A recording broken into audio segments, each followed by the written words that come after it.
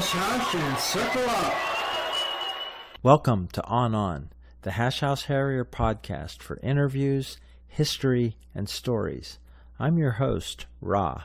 Today, we are back in North America, North Carolina, with a well-traveled hasher who retired not too long ago. So probably going to see her traveling a bit more even with hashing. So welcome today on the podcast, Tight Lips. Hi.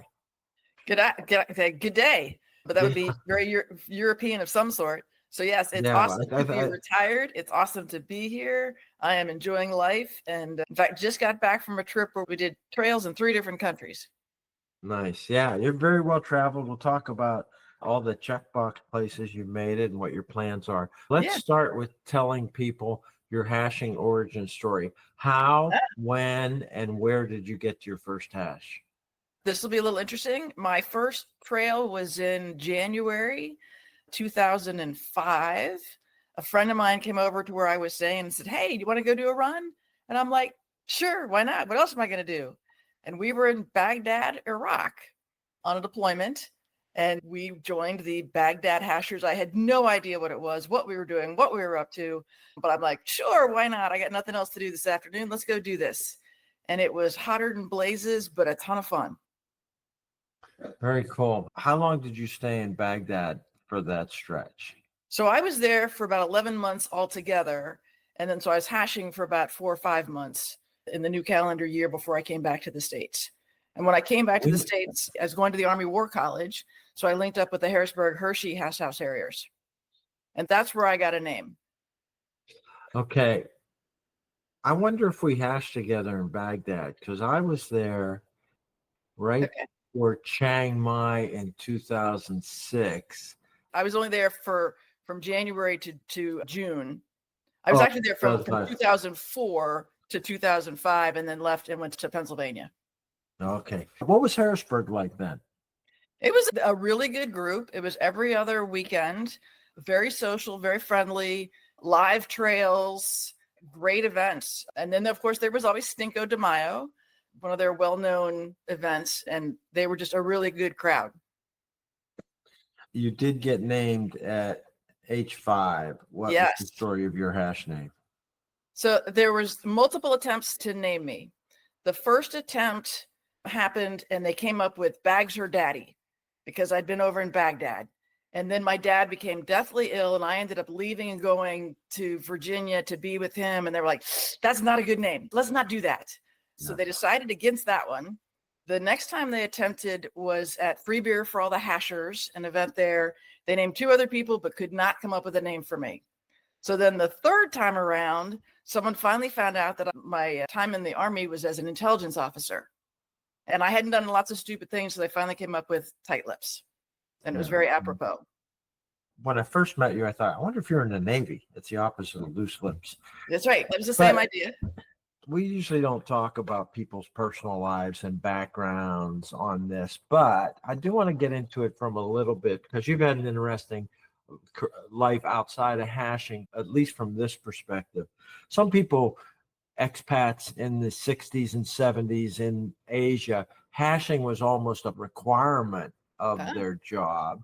And for some people, their jobs get in the way of hashing.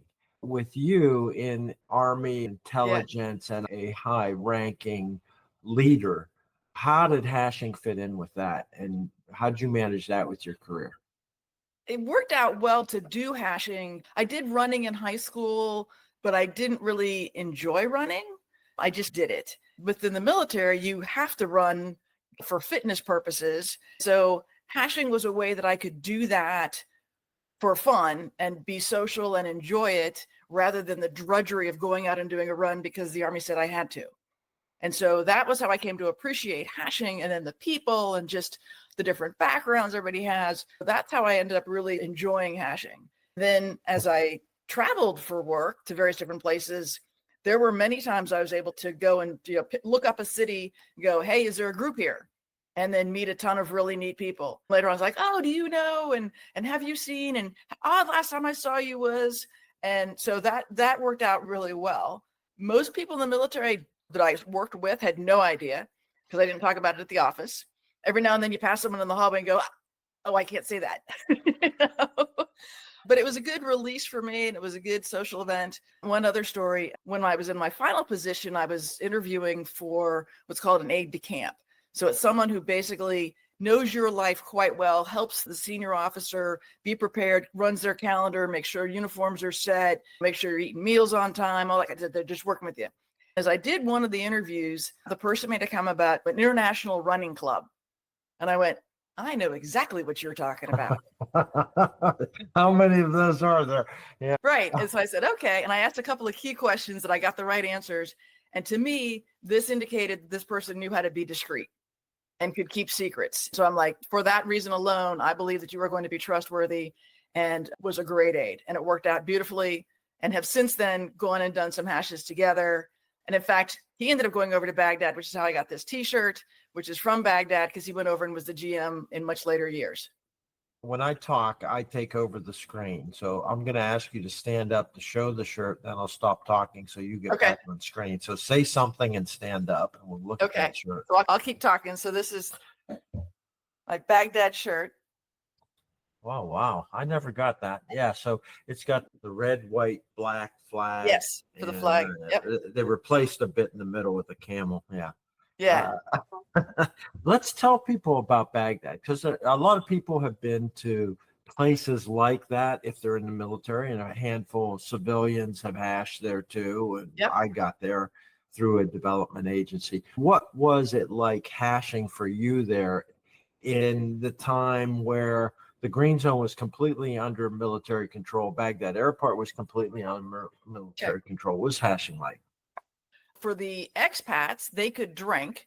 For the military, we could not have adult beverages. So I would take a bottle of water and I would freeze it. And then I would take that with me on trail. And as I ran trail, because it was so freaking hot, as it melted, I would drink it. The trails were dusty. But through the Green Zone, you're in a mostly semi-controlled area. There's not a free reign throughout the space, but it's definitely controlled access, because there are civilians living inside in that international area. I do remember one time doing a run, and we came across someone who had just slaughtered a goat, and there was blood everywhere, and we're just like running around it, just, okay, this is just normal. You know? Yeah, but it was Ramadan a good crowd. happens everywhere. They used Gatorade packets sometimes to mark trail. It was so close to sort of a colored flour that we could get. Didn't use a lot of chalk because it didn't rain very much. So you had to be careful with your marks from week to week to make sure that you weren't running across someone else's trail. From the perspective, what you remember, the civilians, no holds barred. It was just a crazy normal hash. Right? Oh, absolutely. There was one day we actually went through one of Saddam Hussein's pools. Not everybody could get access into there, but most of the hash could. And so we literally went through the pool, and then came back the other side and kept going. Right. Once you found the hash and got back to Harrisburg, how regular were you on the 25 times a year hash? Most every time. I got the bug, and I really enjoyed it, and the people were great. And so I was out doing it with them as much as I possibly could. I don't think I missed many, if any, trails. I talked to Bushrat. Bushrat was a big factor in making them do live trails, because he's tunnel vision, hashing his live trails to him. Yeah. Bushrat, Death Wish, Tour de Puke. They were a lot of the great leadership that was there. Several others, Wild Cherry, Morally Challenged, were a bunch of the folks from back in the day, and they were a lot of fun. What about you and hash mismanagement? You were in a leadership position in your life. Did you fit in that with Harrisburg or any other hashes? I did a little bit. I did help found a hash, the Bimbos of Jersey. BJH3 is the counterpart to Rumson, to help some of the ladies up there get named and enjoy it. We would do some events just in concert with theirs so the ladies could attend and the guys wouldn't get cranky. Mr. Jackson. I had a leadership role in the Philly hash for a little bit. Mostly just didn't do much in terms of leadership because my various roles caused me to travel. And then I went over to Germany after being in Philly for a number of years. That caused me to go to Iraq. So when you get interrupted to go for a year to Iraq, it's hard to be in a position. When you go to these other places, it's hard to. Actually, I went 3 months over to Kosovo, other stints like that. So I tried to not do anything that would be, you have to rely on me to always be there. But I would always help out as needed, did herring, help train other folks come in to be good hares, that kind of thing. Having now been down here with Sir Walters since October, suddenly I find myself as the GM. Excellent. Well, we'll talk about that, but I want to go back to the Yeah. founding of a hash. Anyhow, what was involved in that? Did anybody help you? Oh, And absolutely. how did the committee form, and what was the Sure. culture that So you it's started with? it's technically not an all women's hash because Rear End Wrangler and Great Sex were the other co-founders. So Nice. the trio of us said we need to do something for the ladies, and this would enable them. The men were always welcome. In fact, at one point, Doggy Style had more trails than anybody else. And as a male, he was the winner. It's like, okay. But the idea was just to have that counterpart so that all people could attend. And it wasn't hard to get started. They did a great job helping put out some tags to keep things going. And it was about once a month for many years. And I haven't been up there in a while because of me moving, but the ladies enjoyed being able to get named, to get hash names by the group.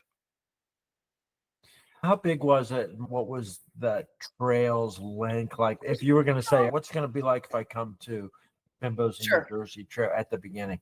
I would say it would have been like a 3 to 5 mile trail, probably one beer check and then something at and on after. Fairly standard, roughly, you think about an hour-ish kind of event. They were generally lives, sometimes not. And everyone was welcome. There were some camp out weekends that typically Wrangler and Great Sex hosted, and we had a good showing there. I would say 15 to 30, depending on the day. You mentioned it as an alternative to Rumson, but there was a Well, lot of overlap with Summit hashers, right? oh, absolutely. And it wasn't necessarily an alternative. It was an ability for the ladies that lived up in that area. And we worked with the Rumson folks in terms of if they were doing like the 10 mile, 10 bar event, we would do an event the day before that would get people come in and they would stay and then they would do both events. So we made sure that we did things in concert with them and not in conflict with them. Before we talk about your new GMing down in Raleigh, up there in New Jersey, did you guys have any run-ins with the white powder events or the police? How was that taken? I wouldn't say that group did. Harrisburg-Hershey did on occasion, going through places you probably shouldn't be. Anytime that I've ever seen it happen, you find someone I'll go talk to them, I'll explain it, it'll be fine. I was living in Cherry Hill. I had to explain it one time out on the street because I was dropping these big orange blobs for a Halloween hash. And I'm like, it's okay. It's flour. It's not anthrax. It's nothing crazy. It'll wash away. Everything's fine.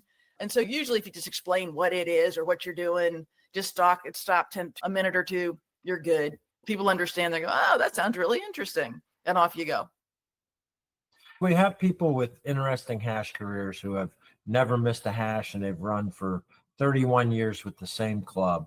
Yeah. But you moved around a lot, so saw that. So before we get to Raleigh, Yeah. you saw a one-timer, Baghdad, Harrisburg, Philly, started a club. What about the traditions that ran through that? Which ones are key to you? How do you decide what's important to you in hashing when you're taking? The one thing that I've always loved about the hash is that it self-polices. If you've got some dirtbag who tries to come and join in, the kennel typically closes ranks and comes up with a horrible name or convinces them not to come back. The protection of the weak, the protection of the drunk, the protection of those who are just having a good time always seems to happen. And I really appreciate that as a female, that I never felt I was ever at risk of ever letting loose and having something bad happen. I really do appreciate that. In terms of trail running, every now and then I like the super shiggy, mucky, ucky, gonna lose your shoe in the swamp kind of thing, but once or twice a year. And then the rest of the time, going through the woods, not doing 1 mile an hour, but picking up a little bit, actually burning off some energy. I really enjoy that kind of a trail. I don't mind going through the woods to recover a little bit, then back on something that's go a little quicker, get the heart rate changing. Lots of great traditions. There's just so many great things about how to do it. When the pack solves a problem together and you finish at the same time, that's when I think you've had a good trail. Yeah, that's very cool. I like the way you explain the tribal cohesiveness protection. We all think of that. That doesn't get mentioned much because you don't bring it up when someone's coming because you say, why would I need protection? But Yeah, probably all. Yeah, but that's another thing I want to ask you about that. You certainly have for people who don't drink on trail because you weren't drinking things. What happened when the rules were off? Do you drink alcohol? Oh, absolutely. I don't drink a lot. I just never have. I'll certainly, every now and then we'll drink trail. I'll have a shot here and there. I just know that my coordination tends to not be at its finest. And I prefer to do the running rather than the stumbling. Yeah, yeah. It's interesting to come from a start where your drinking was limited on the hash to understand as the hash has changed. Yeah. There's people who don't drink and don't want Sure. beer and want other things. I'm going to keep delaying Raleigh because it's interesting to me. Yeah. What about the changes from 2005 till you got to Raleigh? Did you see anything happen over these 2 decades in the hash? And you spanned quite a few clubs. The first hash where we actually had weapons with us, which is that counts as an anomaly. But then Harrisburg-Hershey and elsewhere, using this fairly standard marks. I think in the current day, you see a lot more unusual checks. Yeah. The joke check, the rock, paper, scissors, the dance check, the fish check, the fish hook, all those other sorts of things, then as opposed to just here's a check, find it, and then keep going, or a check back to pull the pack back together. There's been a lot of additions of unique marks that various kennels like and or love. Yeah. All right. I just want to see if we can dig into this dark side. If there's something you can talk about on the idea of closing ranks and booting people out. Any anecdote, any stories there that you remember that say, boy, it's a good thing we're like that? Or I think I have seen many instances where some gal is just enjoying life, and some gentleman or less than gentleman would like to take advantage and go off with this gal, and people are like, no, not tonight. She's here with us. We're going to take care of her, and we're going to make sure. Or some guy gets so drunk and they make sure that he gets back to his tent, his trailer, his room, his whatever. And it's just nice that you know that you can go, this is my night. I'm the designated drunk. Please take care of me. And everyone goes, sure, you got it. Yeah, that's great. Let's talk about Raleigh. How long you been there, and how did you become GM? Gockel Stumper and I moved here in July-ish, August timeframe. Bought a house in October. We started doing some trails when we could. Became more regular once we got moved in and a little bit more settled. Some of the leadership there is more mature. Some of it's fresh to hashing. So they were looking for someone who had been out and been places, new stuff, was of a more educated in the hash kind of variety. Some of our other mismanagement has only been hashing for a year and a half. And so they asked if I would be that counterbalance. And I was like, okay. I had to think about it for a while. I'm like, I'm not going to be around because we're on permanent vacation now. We're doing some travel. And they're like, you just have to make decisions. And I'm like, I can make decisions. And that's how it came to be. How long is the term? How do they do mismanagement changeovers and elections? They do it for a year. So it was a slate and they said, all approve, it was not real formal. I don't think there was a lot of competition for positions. If someone had come forward and said, I really want to be the GM, I would have said, all right, sure. I'm not that hell bent on it. If it was someone who just didn't really kind of have a background and just thought they wanted the powers, maybe let's talk. You mentioned another hasher, Gockel Stumper. Yes. Did you guys meet on the hash? Yes, we did. Okay, bottom feeders. Let's hear your side of that story. He had just returned from being in Korea for 3 years to the Washington, D.C. area. I was down in that area on business for about 6 weeks, and we both showed up at a Mount Vernon trail. One of the traditions that he was taught was when you come to a new kennel, you bring a gift to the leadership. So at the end of the trail, I watched him giving out socks. He had some extra pairs. He was giving out to all the sweet young things. And I'm like, really, dude? Seriously? Come on. I'm sweet. Yeah. I'm like, come on. The on after was at a Red Hot and Blue restaurant. I ended up sitting next to him. Then we ended up talking. We had a lot of overlap. Turns out he was similarly Army intelligence. We had never run across each other, either in running or in business in our entire careers at that point. And we were both colonels. Because I was reserve, he was active duty. He was a year behind, but we had just never crossed paths. We knew lots of people. Oh, yeah. That's a big thing of hashing when people get together. Do you know this? And then you realize your lives are run these parallels and crisscrossing. We've now been married coming up on, it'll be 13 years this fall. Excellent. You guys travel hash a lot now with retirement, but even before, where's some of the places that you have gone since last fall, because I've met you in a Last couple fall. places. I saw all over the different continents. Yes. So we did the Antarctica Waddle Cruise this past February, which was just amazing, fantastic, awesome. The TBD Traveling Beer Drinkers Cruise, we did that as well. And we just got back from another cruise. It was not a hash cruise, but the particular group included quite a few hashers. And so we ended up doing some trails in Italy, Croatia, and Montenegro. And then the next will be go to Inter-Americas in New Orleans. Yeah. Halloween coming up there. Yep. We'll make sure people know about that. The other one is the Rumson weekend. You guys Oh, yeah. talking about the timing of starting Bimbos in New Jersey. I was interested in how many people you saw this most recent time that were back then. I would say 2006-07 timeframe is when it kicked off. I'd have to go back and I could probably look at the Facebook group and see about when it was. And who was there at the most recent? Mr. Jackson was there at age 90, and Yes. Elephant Dick and some of the elder Rumson guys from the late 70s. How about from Bimbos in Jersey? Anybody? Great Sex, Wrangler. I don't know if you know Runner Girl. Oh, yeah. He was. Yeah, he he's was been there. here. Yeah.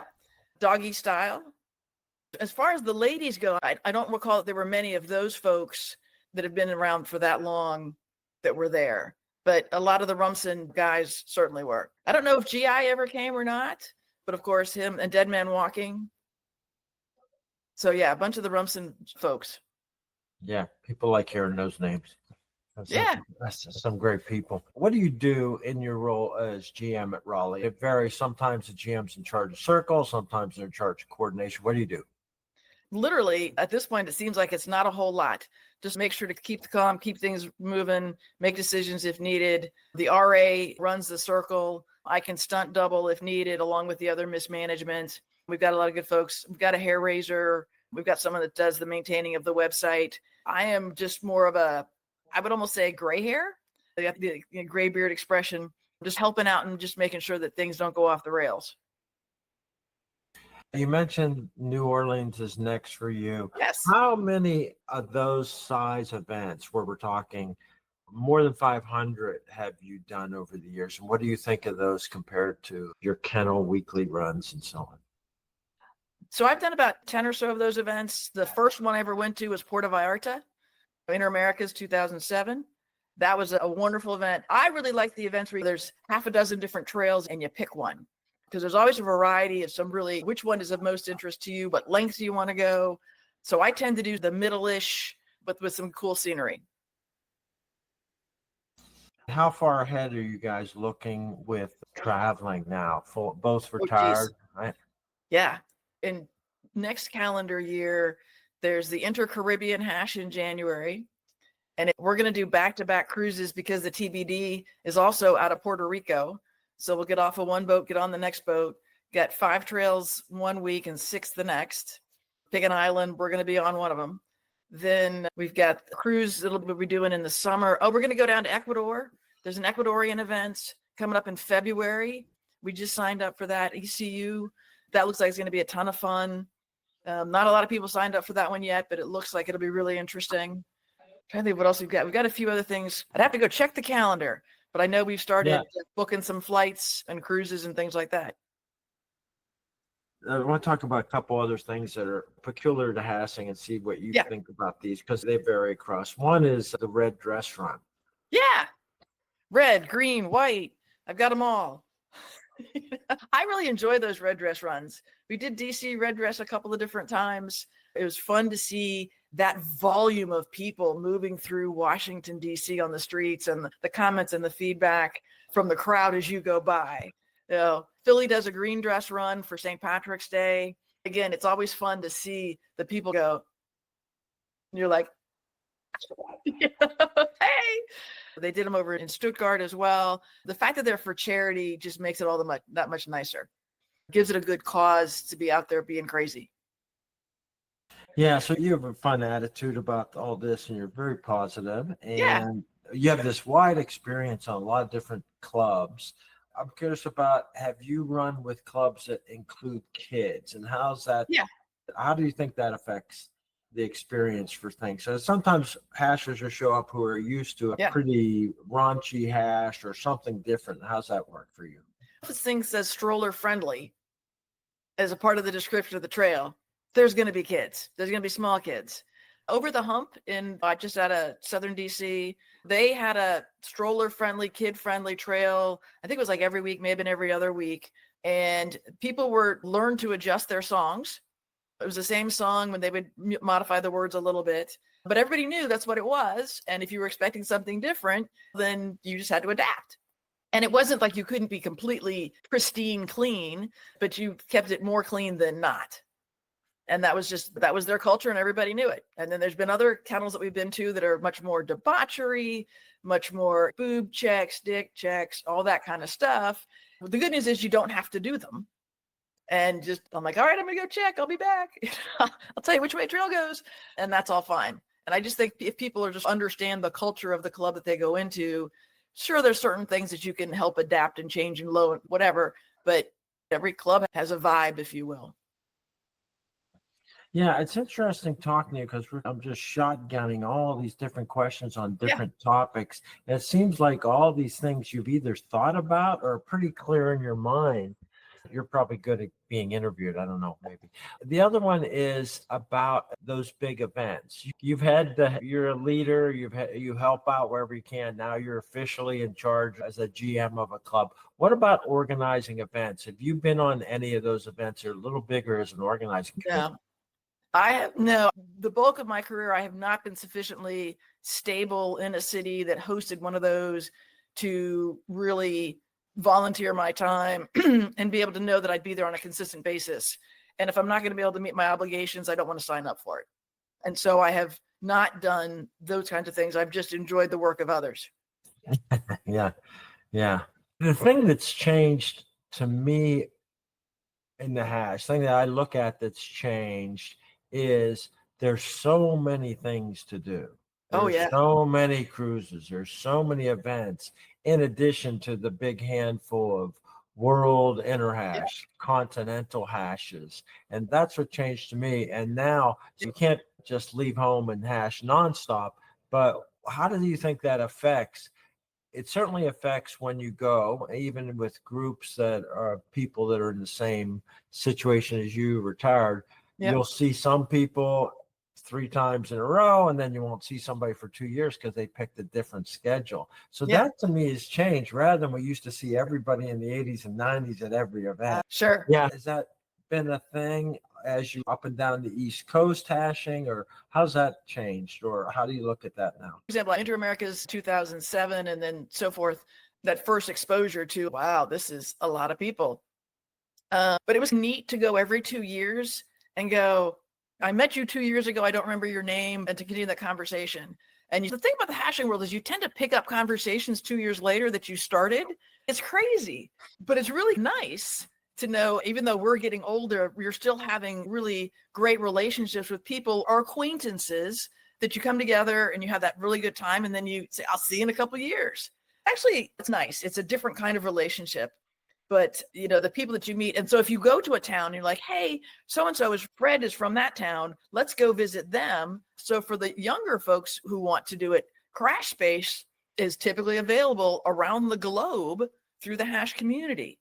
So you can go very inexpensively to lots of places with people you've never met who will take you in quite willingly and help you get around town. The first time that I was over in Germany, I was over there for about 3 weeks. I ended up needing a ride to trail. I didn't have a rental car or anything. Hazukashi actually gave me a ride to the trail and then back to where I needed to get to. And we have stayed friends ever since. See him intermittently.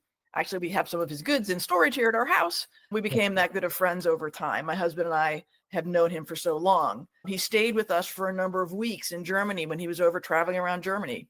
It got to the point he was taking classes and our cat would be sitting in his lap. We'd get up in the morning and he'd be on the computer with his cat in his lap. So maybe not how everybody pictures Hazukashi, but okay. He was working on a master's degree at the time, and then he'd go off and do trails and set trails. But there were others that we had come through and would stay with us as well. That's another nice thing about the hashing community is it is very welcoming. For people that travel a lot and go to events, there are Yeah. some savants who remember everybody's name. Sex Toy in Hogtown. She seems to know Yeah. everybody's name and never forget anybody. And Yeah. then there's us who see people 3 months ago and are trying to read their necklace again. Oh, How are I you love on how are necklaces. you on hash names? Necklaces are a wonderful thing. I love them. Like having your name tag. I'm like, yes, thank you. Very discreetly. They're nice. And yeah. So I remember you from, and then you start picking apart events and who else do you know? So it's like when you first went off to college and you're like, what's your name? What's your major? Where are you from? And you're doing that same conversation over and over again. But then some of them are, after a while, you just repeat them. You get to know them and you move on to the next level of conversation. You get deeper relationships. Yeah, pop or soda when you first meet, and then on to Yeah. everything else. Okay, I'm almost out of questions. So let's go to, have you ever gotten hurt on trail? We talked about the white powder that you've been there and occasionally talking to some people down. Have you ever gotten injured on trail with the running? Poison ivy. Poison ivy is my nemesis. I haven't gotten hurt, but I've gotten lots of poison ivy. I try to protect as much as I can, and I still fail sometimes. But that's the one injury, if you will, that's a recurrent one that I come up with. Is that a risk around Raleigh hashing? Yes, indeed. I've had twice this year already. Oh, wow. One was on my arm. I have no idea how I got it on my arm, but I had this little stripe, and I'm like, clearly I touched against something, then it blew up. And then I had some on my legs, and I'm like, but it's above the bottom of my shorts. How did that happen? I wore long shorts and everything. I'm like, ah. So I've got some stuff to try and use, and I'm going to be more aggressive in using it for the rest of the summer to try and minimize my agony afterwards. As GM and maybe settled into Raleigh a little bit now, what are you doing any recruiting personally when you encounter people? Have you brought people to the hash over the years? What's your pitch? Oh, absolutely. It's, do you enjoy running? Do you even just enjoy walking? Do you want to be social? It's a fun group. It's the drinking club with a running problem. People usually laugh about that. You just try and say, look, it's a friendly group. Come try it. If you don't like it, no harm, no foul. But at least it gives you some good exercise and an ability to meet people in your area. We talked a little bit earlier about how careers can help or hinder hash, and you kept it quiet in your military career. You met your bottom feeder hash husband when you're both colonels. And what's your distinction in military? You have a distinction in hashing and rank. When I retired from the service, I was a 3-star general. I was a lieutenant general, but I was head of the U.S. Army Reserve. I was the most senior person and responsible for the entire of the Army's Reserve Force. And I happen to have been the first female to have served in that role in its 115-year history. Yeah. So that as an active hasher, we think that is the highest active ranking active hasher that we've for a while. Seen. So now there's someone else who's, I believe that there's one other person who might have been an admiral, a full admiral, 4-star admiral that served at some point and was a hasher, but I don't know the name of that person. I know the Minister of Defense in a West African country was part of the hash, but I don't know if he had a government rank equivalent or a civilian rank equivalent or anything. That's pretty cool.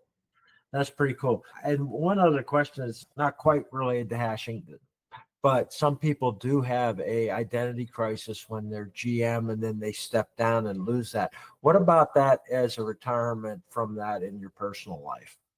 Not a problem. I know that there are many people who are really concerned with, like, what I've been 4 years in that final job, working like a maniac, continuously moving around the globe, doing all kinds of stuff. And they're like, are you going to be able to just settle down? And I'm like, let me show you what I got. So the day before I retired, I put up a picture of me standing in the transition center at the transition point, this big Army Reserve banner behind me. I've got my retirement certificate. I'm going, here it is. It's official. I'm going to retire. The photo from the next day is I'm on a beach in Jamaica on a floaty on the ocean. I'm like, I think I got this. Yeah, that's good for you. Some people do fail at retirement. Sound like you guys are doing really well. Yeah, I'm enjoying it. We're traveling a bunch. We're starting to take up that old senior job thing of pickleball. You got to do it. Between that and hashing, traveling, we're doing just fine. All right, good for you. Is Gawkle Stumper in the house? Can we pop his He face is. in the background? Let's He get is. in, call him in, and we'll see your Okay. bottom feeding partner. Okay. Hang on just a sec. Hey, Gawkle, you're needed.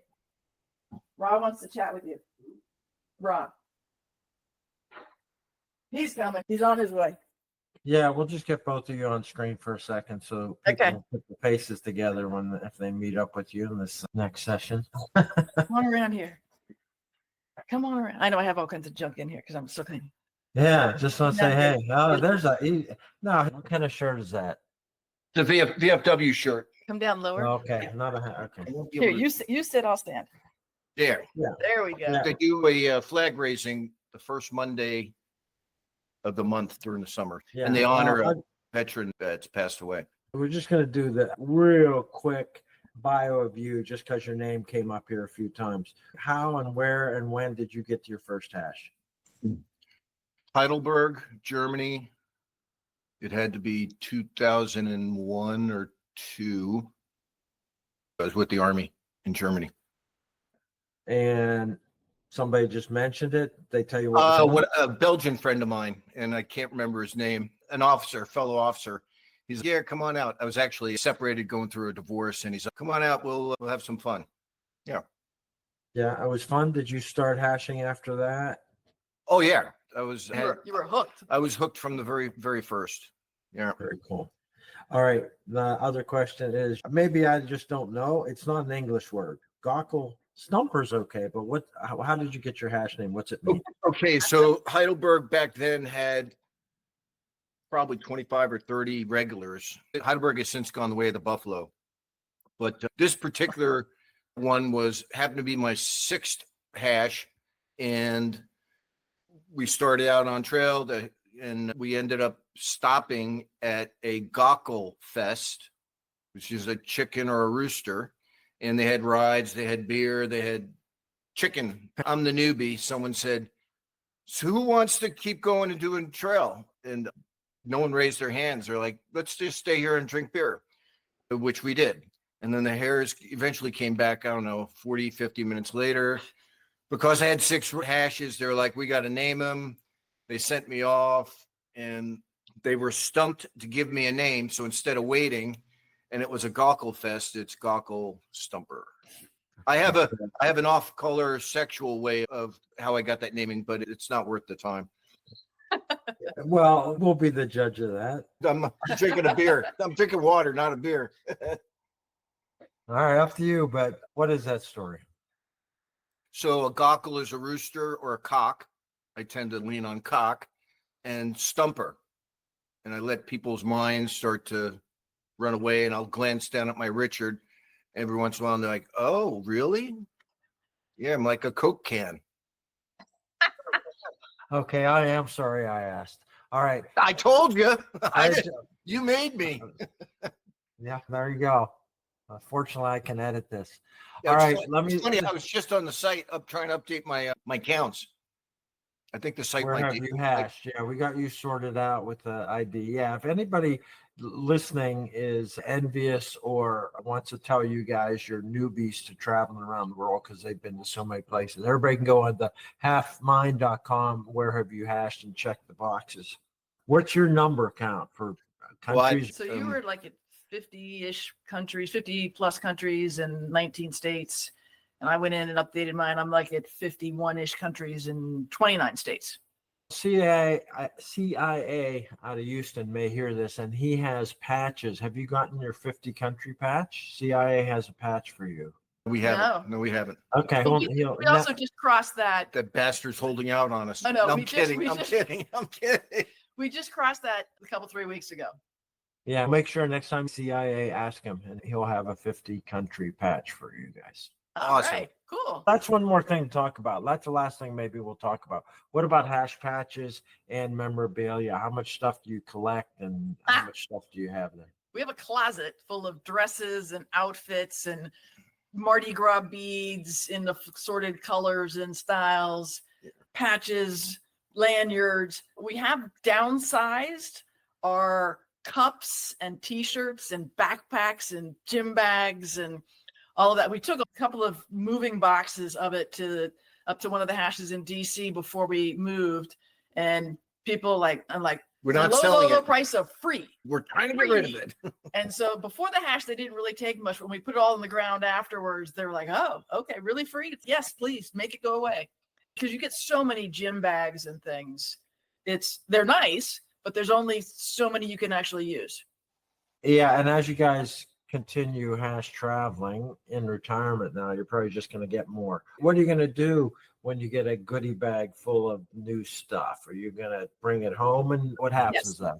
I plan to bring it home, and if it's something we don't need, I'll bring it to like Sir Walter, the local hash here, and say, anyone want whatever it is, because we have too many of whatever it is.